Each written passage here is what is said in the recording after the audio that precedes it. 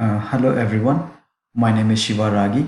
This is the video for my final project for CSCI E63 Big Data Analytics course. My project is visualizing big data with D3 based APIs, and the data set that I am using for my analysis in this project is video game sales data. We know that the gaming industry is one of the popular industries in business, with hundreds of games being released each year. So we are using the video game historical sales data, and we are considering genre and platform for our analysis. Basically, we are trying to find the business opportunities in gaming industry for building a video game. And the technologies I used to achieve this is like Jupyter Notebook and PySpark for my ETL part, and I used D3 and Plotly for the visualization part, like the graphs. Okay, and just to give you a brief steps overview, first we need to download the dataset from the Kaggle and create the Jupyter Notebook for the data transformations and summarizing the data and loading the summarized data into CSV files. I use the Jupyter Notebook and PySpark, and then visualizing the results by using D3 or Plotly. And just to give you a brief introduction on D3, D3 is a data-driven document, and it is a JavaScript library for manipulating documents based on data. D3 produces a dynamic interactive data visualizations in web browsers. It makes use of widely implemented SVG, HTML5, and CSSC standards.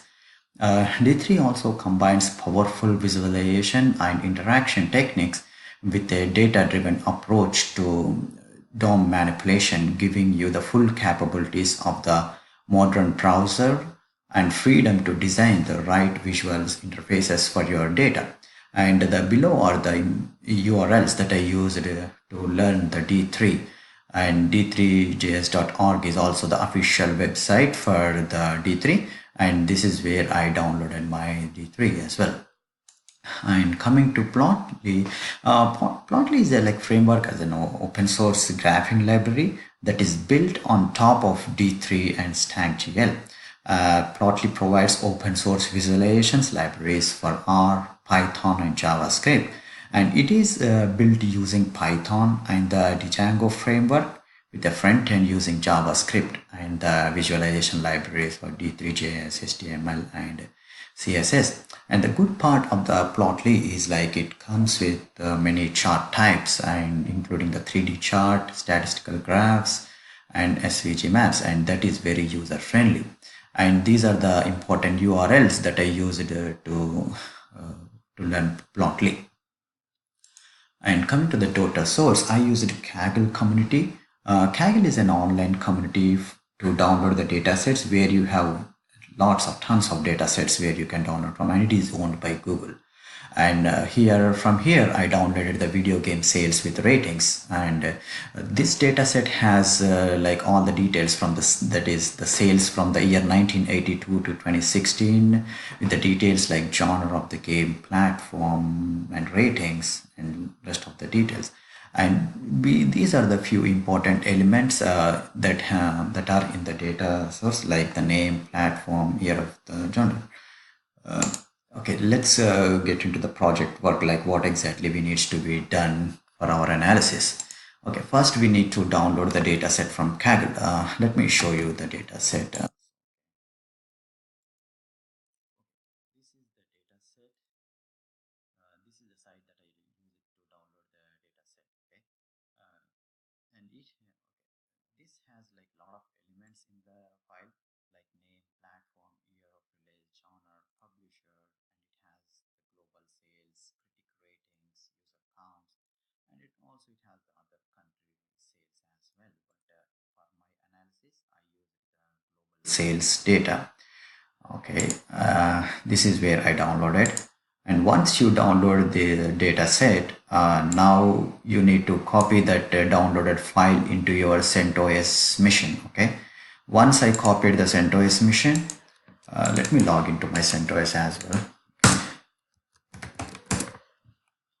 Now the next step is to launch the Jupyter notebook. Okay, these are the commands that you need to run to launch the Jupyter notebook. Okay, first you need to export these drivers for the Jupyter notebook and then call the PySpark. So it will launch you the Jupyter notebook, which is nothing but the browser, this one. Okay, and here I created a new new Py notebook for my project. Okay, this is the Py notebook that we created.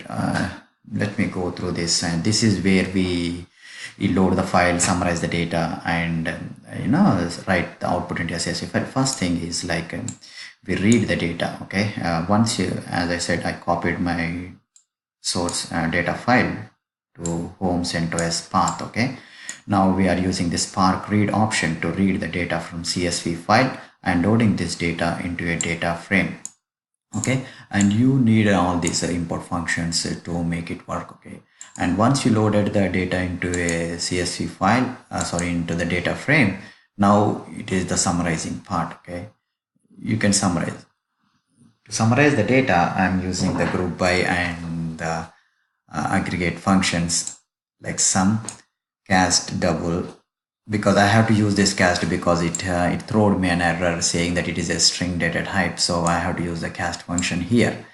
Okay, and this is the summarized output. You can see I summarized based upon the genre. Okay, and once you summarize this data, you need to write this output into a CSV file. So for this, I used pandas to write this into a CSV file. Okay, and see, in similar fashion, I summarized the data based upon the platform, and I used the aggregate function sum to sum my global sales, and similarly I used the cast function to make it convert. This is how the output looks like, and then finally I wrote my CSV file using pandas. Let me show you. Okay, this is nothing but launching the Jupyter notebook. Okay, next is like this. This is the same code that I went through. Okay, these are the screenshot that I want to show. Okay, these are the summary files that is how it looks like. The first one is the summarize the data based upon the genre, and the second one is the summarize the data set based upon the platform. Okay, the next is you need to set up the D3. And before writing the code for D3, you need to set up IIS for D3 as well. Okay, and this is where my D3 files are here. Okay, and I need to copy those output files into my D3 folder, and then I need to map this my D3 folder to the HTTP server by using IIS, so that your visualization will work. And once you do that, this is the screenshot of the D3 code. Let me go through the code as well once so that it will be very clear. Okay, I created two D3 files. In the first file, you have to use the source script. I had given the path for the JavaScript path for the plotly, and I am calling my, I'm loading my file from that local host. Okay, the one which I showed you in the path IIS. Okay, I'm loading this file. I'm reading this file basically, and reading this data. And by using the for loops, I will read all the data in there, and then I am writing this data into an x-axis and y-axis. And in this I used the bar graphs, and this is the code for generating the bar graph, and this is all the fancy stuff where you can do, like you can write the title for like total sales of games consoles by platform, and you can declare the x-axis, y-axis, and you can do all the rest of the fancy stuff.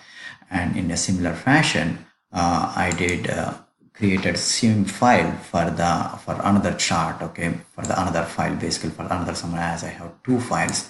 Similarly, I loaded this file, and then I tried plotting this graph. Now this time I used a pie chart type, and this is again for providing the title part. So once you develop this code, and once you launch this, once you open this code in your web browser, let me show you how it looks like.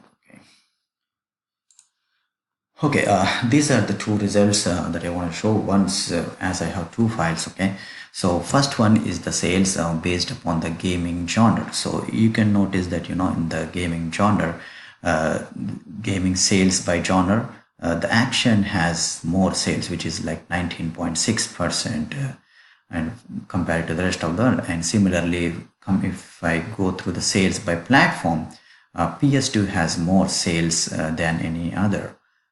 So this is how I am able to generate the graph, and I can predict that based upon the results we can conclude that the sales for PS2 with the action genre will yield more sales. Actually, we can consider a lot of factors for this project, like using user ratings, critic scores, year of release, and any promotions going on, mode of playing, and we can consider all these type of to in predicting the sales and to deep dive into the gaming industry and to predict more. You can do the more analysis by using all these factors. But for our project, I used genre and platform for our analysis. Okay. So based upon, so once we can conclude that the sales for PS2 with action genre will yield more sales. Okay.